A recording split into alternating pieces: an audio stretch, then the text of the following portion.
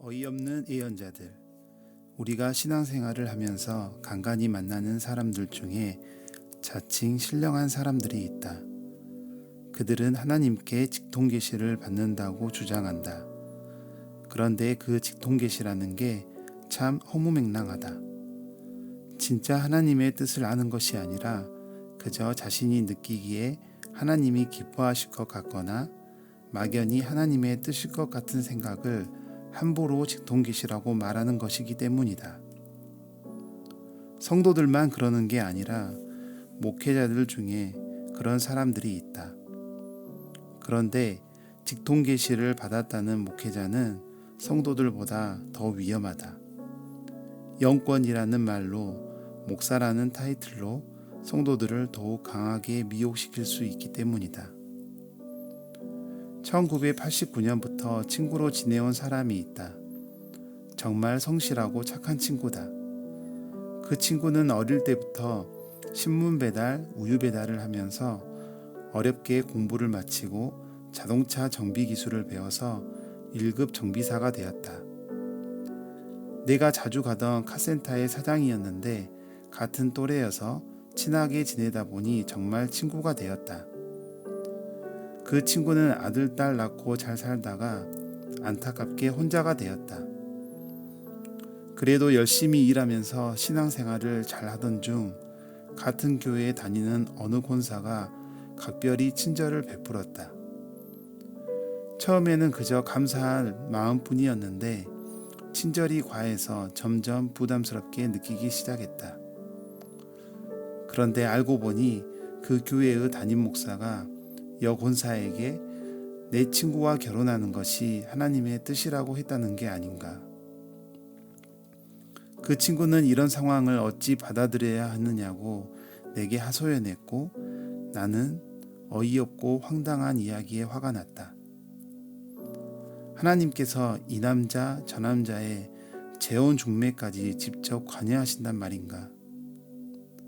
이제는 하나님께서 결혼 상담소까지 차리신 건가. 하나님의 이름을 자기 생각에 마구 갖다 붙이는 그 목사라는 사람은 도대체 어디서 어떻게 신학 공부를 했단 말인가. 하지만 자칫 잘못 이야기했다가는 친구의 마음에 상처를 줄 수 있겠다는 생각에 화를 누그러뜨리고 조심스럽게 이것저것 물어보았다. 그래, 그 권사님이 마음에 들어? 예쁘고 착해? 잘 맞을 것 같아? 그나저나 이제 환갑, 진갑도 다 지난 마당에 재혼할 마음이 있기는 하는 거야? 친구는 절대로 다시 결혼할 생각이 없다고 했다. 그 권사가 특별히 마음에 들지도 않을 뿐더러 이미 한 여자로 힘들었던 마당에 또다시 결혼해서 맞춰가며 산다는 것을 상상도 하기 싫다고 했다. 친구를 엉뚱한 고민에 빠뜨린 이런 상황은 도대체 무엇인가? 하나님께서 전혀 마음에도 없는 사람과 강제로 결혼을 시키는 분이신가? 무슨 이단 종교도 아니고 무작정 결혼하라면 한다고 그대로 한다는 게 가당하기나 한 일인가? 나는 친구에게 이렇게 조언해 주었다. 새 여러 마리를 키워보면 혈통 이전에 서로 마음에 드는 짝을 찾기 마련이야. 개도 마찬가지여서 주인이 순종끼리 짝짓기를 하고 싶어 하지만 정작 개는 순종 잡종 이전에 자기가 마음에 드는 개가 있는 법이지.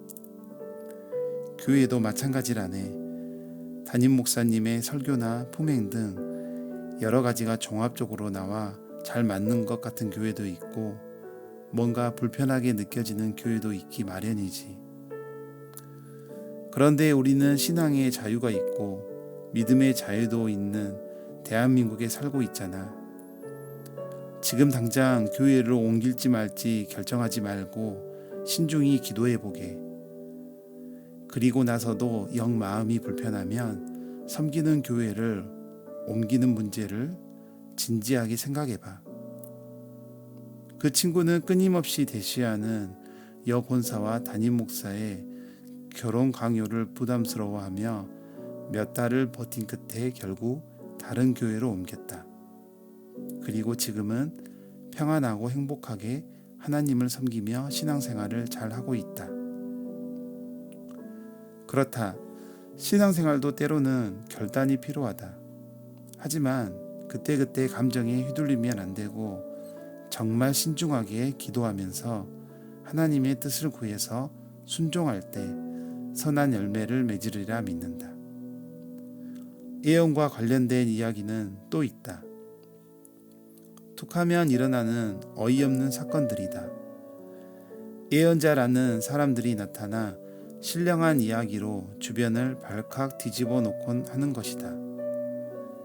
몇 해 전 12월 14일에 우리나라에서 전쟁이 일어난다고 서울역 앞에서 선포했던 여전도사가 있었다.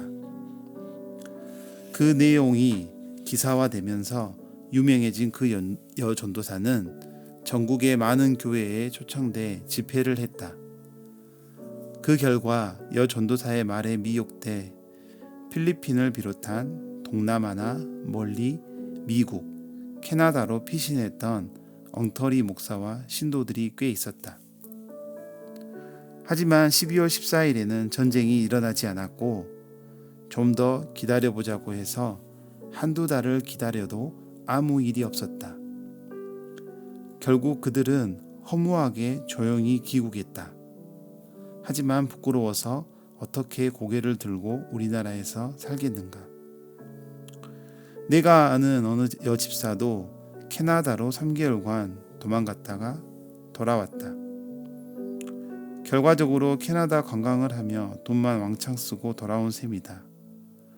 더 한심한 것은 그 여집사를 추종해서 따라간 사람도 10명 가까이 된다는 것이다. 그들은 외국에 체류하는 동안 엄청나게 늘어난 경비로 빚만 잔뜩 지게 되었다. 나는 그들을 정신이 번쩍 들도록 야단쳤다. 그렇게 이상하게 예수님을 믿으려거든 앞으로 믿지 말라고 호통을 쳤다. 그런데 그들이 외국으로 도망간 이유가 더 웃기다. 오늘날에는 무기가 발달해서 전투기가 폭격을 하고 미사일이나 대포로 전쟁을 하니 빠르면 일주일, 길어도 3주 안에 전쟁이 끝난다는 것이다. 그래서 그 위험한 기간만 잘 피해 있으면 살 수 있다는 것이다. 정말 자기밖에 모르는 이기적인 인간들이다. 설사 전쟁이 실제로 일어난다고 해도 외국으로 도망가는 게 말이 되는가? 어떻게든 내 나라, 내 민족을 지켜야 하지 않겠는가?